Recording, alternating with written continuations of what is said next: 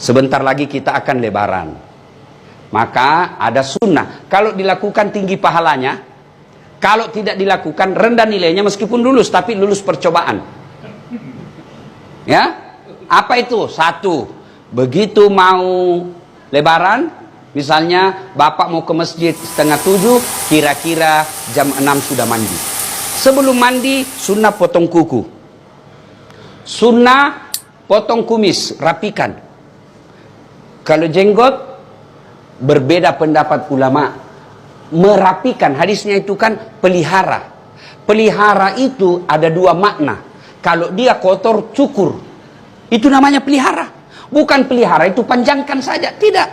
Kalau dia jelek, apalagi bapak sebagai polisi, berjenggot panjang, jenggot Pancasila yang 17 lembar, lebih rapi kalau bapak cukur sekalian. Sunnah. Cukur rambut, potong kuku, sunnah. Sudah itu mandi. Mandinya bagaimana Ustaz? Mandi seperti mandi junub. Sunnah wudhu dulu. Sudah wudhu, bapak masuk ke kamar mandi. Hadap kiblat, ambil timba. Saya niat mandi sholat Aidil Fitri lillahi ta'ala. Bismillahirrahmanirrahim. Kanan dulu 3 kali, kiri 3 kali, baru seluruh anggota tubuh. Ustadz, bagaimana kalau di rumah kita pakai apa itu? Shower, tidak ada timba? Gampang Pak, begini aja Pak. 1, 2, 3. Gila lagi. 1. Saya ketawa, saya serius ini Pak. Kan? Selesai. Nah, sunnah sikat gigi. Sunnah pakai sabun.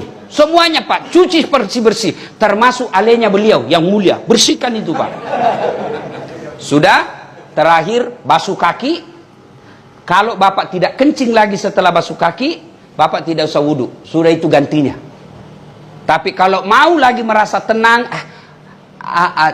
ndak nyaman rasanya kalau saya tidak wudhu, silahkan wudhu lagi.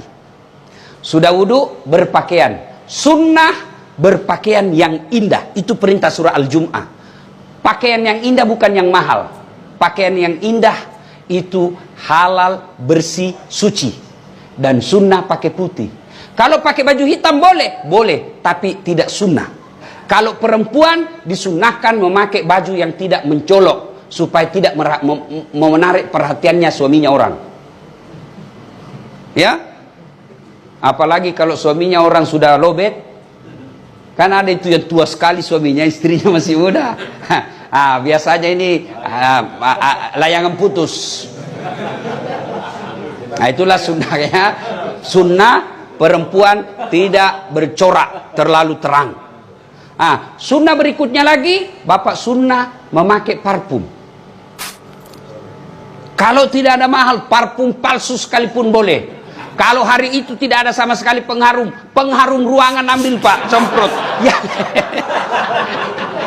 Sunnah memakai wangi-wangian. Tidak ditentukan parfum, pakai wangi-wangian. Kalau dengan pengharum ruangan sudah wangi, itu sudah sunnah.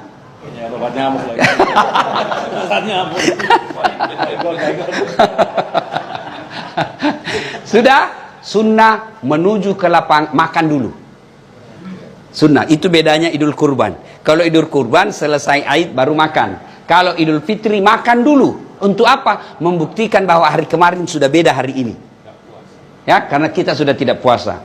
Sudah menuju ke lapangan. Kalau dia dekat dan mampu dijangkau jalan kaki, sunnah jalan kaki. Tapi kalau dia jauh, Pak Kapolda di sini, mau lebaran di Mapolda, jam jalan kaki Pak, setengah mati Pak. Repot Pak, 11 kilo Pak. Begitu sudah sampai Pak, orang sudah bubar. Kalau dijangkau dengan jalan kaki, sunnah jalan kaki. Dan sepanjang jalan bertasbih, bertahmid dan bertahlil.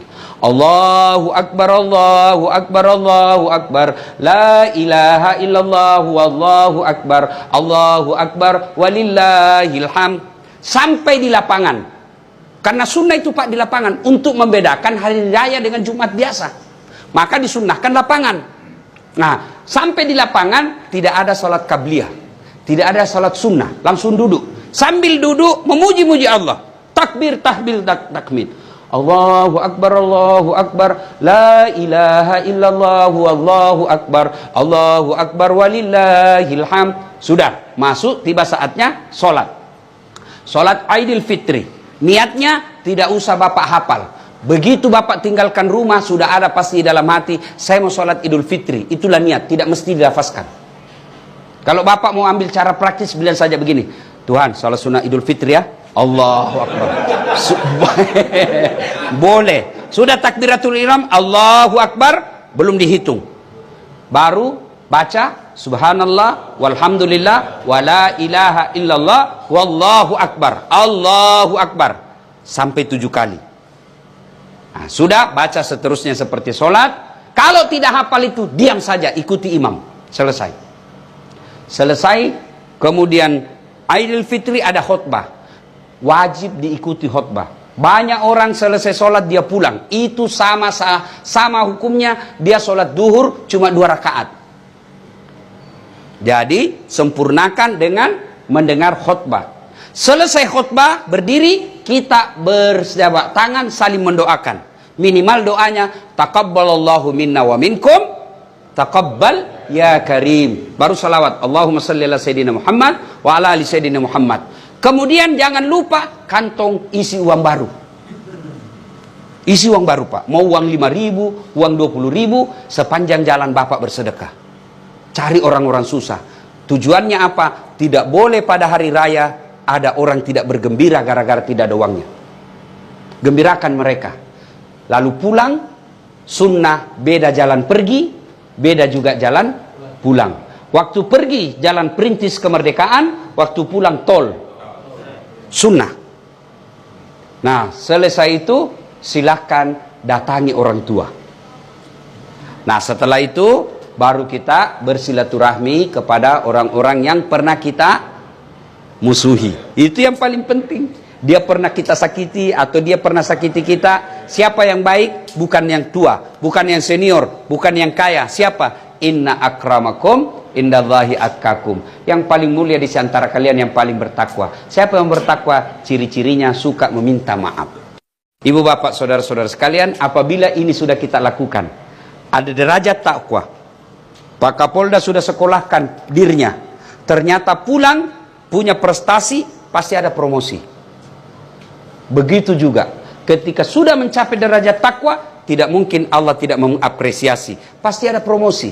Apa janji Allah? Man yattaqillaha. Siapa yang bertakwa kepadaku, yaj'allahu makhraja. Saya angkat derajatnya. 2, ku ampuni segala dosa-dosanya. 3, aku bukakan pintu rezeki dari jalan yang dia tidak sangka-sangka. Demikian, lebih dan kurangnya mohon dimaafkan. Assalamualaikum warahmatullahi wabarakatuh.